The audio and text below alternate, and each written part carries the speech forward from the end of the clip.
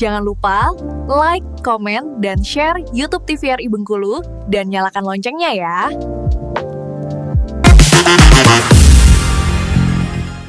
Terima kasih banyak pemirsa Opini Obrolan Pas di sini. Mari kita lanjutkan kembali bincang-bincang mengenai jurnalistik digital dan juga perkembangan AI. Nah, kalau menurut Om Yud nih, perkembangan apa yang terjadi nih untuk di jurnalistik digital nih? Mungkin dari era-era kita berbicara yang dekat-dekat aja 5 tahun lalu lah gitu.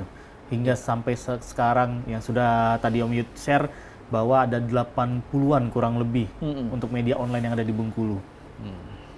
Jadi kita bandingkan ya, karena saya pernah di media cetak juga ya. Dan media cetak di saat itu kan belum ada media online. Waktu di media cetak, maka media itu fokusnya ya penyebarannya melalui satu oplah, menjual kan, gitu.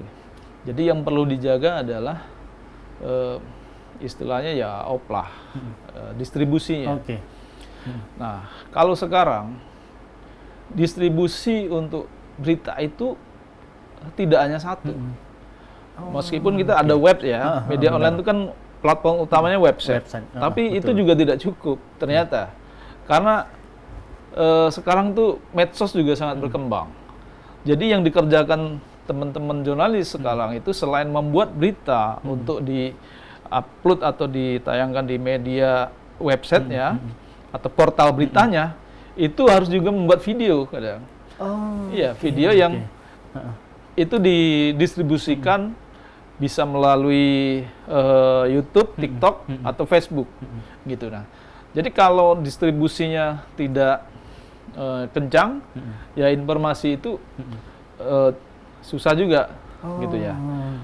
Dan juga sekarang kan dipengaruhi oleh algoritma, gitu. Jadi kalau isunya menarik, biasanya itu misalkan algoritmanya kena nggak, gitu. Cepat FYP, gitu. Iya. Berarti perkembangan itu adalah bedanya sama media online dulu. Kalau dulu kan hanya share di portal, kalau sekarang juga tugasnya tambahan lagi untuk diupload ke sosial media nih. Betul. Karena sekarang kan luar biasa perkembangan sosial media. Siapa yang tidak punya Facebook, TikTok, Instagram. Nah, 3 ini aja semua orang pasti hampir semuanya punya. Bahkan ibu-ibu sekalipun pasti punya minimal Facebook gitu. Jadi itu kan merubah pola kerja ya jurnalis. Yang tadinya kalau misalkan media cetak itu ngetik berita gitu saja, dan ngetik beritanya bisa agak santai karena tayangnya besok. Nah, dengan media online ngetiknya sekarang harus cepat karena harus update. Nah, tidak cukup ternyata harus juga bisa membuat video nih. Buat video kan. Jadi kalau wawancara bukan direkam saja, tapi sambil merekam gambarnya, video. Nanti diedit gitu. Jadi ada perubahan tadi seperti teorinya McLuhan, bahwa kemajuan teknologi itu juga mempengaruhi budaya kerja di kalangan jurnalis. Gitu. Nah, 10 tahun lagi kita tidak akan tahu seperti apa perkembangannya. Nah, bagaimana nih sekarang kan era-eranya mungkin bisa dikatakan 2025 ini, perkembangan AI. Nah, ini nih bagaimana nih untuk media online, duetnya sama AI ini gimana nih? Ya, ini sangat menarik juga nih. Kalau tadi kita sampaikan bahwa dengan perkembangan teknologi mempengaruhi budaya kerja. Nah, teknologi yang semangat, yang pesat, betul. Nah, ini juga akan mempengaruhi budaya kerja juga yang sangat pesat, misalkan dengan AI, misalkan. Nah, ini sebenarnya sudah bisa menggantikan beberapa pekerjaan-pekerjaan yang ada di ruang redaksi, gitu. Misalkan apa nih? Misalkan ilustrator ya, atau desain grafis lah. Karena untuk mendesain sebuah gambar atau infografis yang biasa tayang di media itu bisa dikerjakan pakai AI. Gitu. Kemudian misalkan editor bahasa. Nah, kalau dulu misalkan ada editor bahasa yang mengecek satu persatu tulisan. Kalau sekarang sudah bisa digantikan oleh AI, misalkan ChatGPT dan sebagainya. Gitu. Begitu juga editor bisa terbantu. Misalkan ini ada tulisan yang wartawannya misalkan tadinya kurang bisa nulis, perlu diedit. Nah sekarang kan dengan AI itu bisa mengedit berita itu bisa Jadi menjadi mentahannya tinggal kasih ke AI langsung jadi. betul gitu. Tapi tentu ada syarat-syarat tertentu ya gitu, karena Dewan Pers juga sudah mengatur bahwa AI ini hanya sebagai alat bantu, bukan sebagai pengganti jurnalis.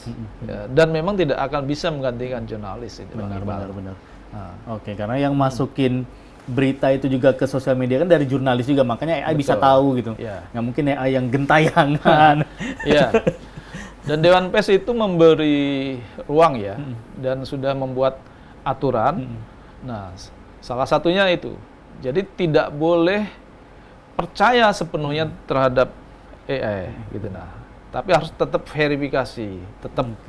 Jadi ada editor yang kemudian melihat nih data ini sudah akurat belum gitu. Jadi ada syarat ketentuan. Memang sudah diatur juga sama Dewan Pers berarti. Dan kemudian kalau misalkan tadi ya foto atau video atau ini yang memang itu dibuat menggunakan AI, itu harus ada keterangannya bahwa ini dibuat dengan AI gitu. Berarti harus wajib mencantumkan. Betul. Gitu. Biasanya kalau editor ada namanya, kalau zaman dulu. Kalau sekarang editor mungkin by AI. Betul. Kalau kan sudah ada kan presenter AI. Gitu. Betul. Dan itu sudah bisa dibuat. Itu harus ditulis bahwa ini presenter AI bukan manusia gitu ya. Karena kecanggihan teknologi sekarang itu bisa positif, bisa juga negatif, termasuk juga dalam produksian berita. Gitu. Bisa juga kalau ada yang jurnalisnya yang nakal gitu, yang tidak mau turun ke lapangan, ataukah memang situasi tertentu mendesak, dia harus cepat, akhirnya cari beritanya di AI, langsung percaya 100%, langsung di-share. Iya, itu sangat riskan ya, sangat riskan terjadi sebuah kesalahan gitu.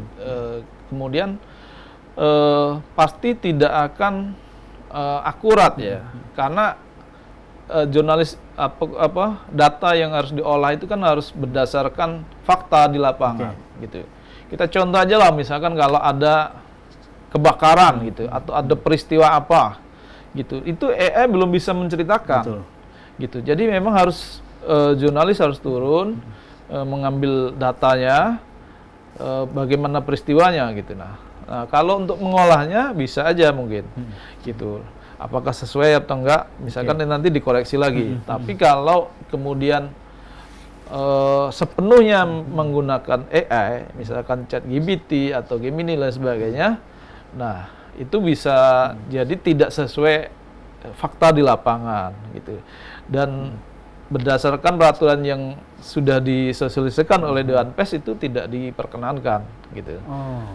Seperti itu. Benar. Nah kalau di masyarakat gimana nih Om Yud? Apakah juga dengan adanya AI, perkembangan AI ini, perkembangan dunia digital, makanya di masyarakat kalau ada isu sedikit saja nyarinya ke AI, bukan nyari ke portal media atau ke surat kabar cetak mungkin.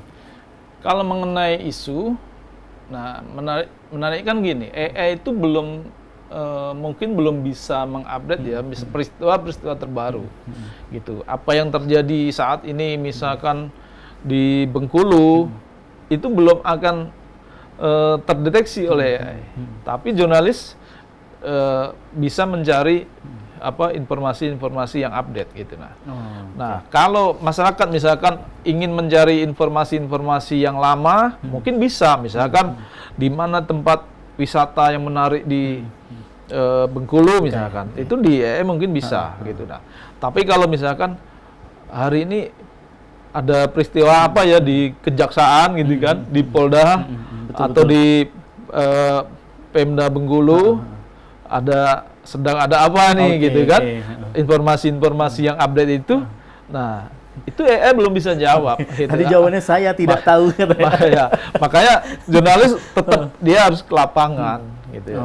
Dan juga tidak akan mempengaruhi sebenarnya dari pola konsumsi masyarakat terhadap berita ter-up-to-date gitu. Karena tetap masyarakat nyarinya balik lagi ya berita yang dihasilkan dari teman-teman jurnalis.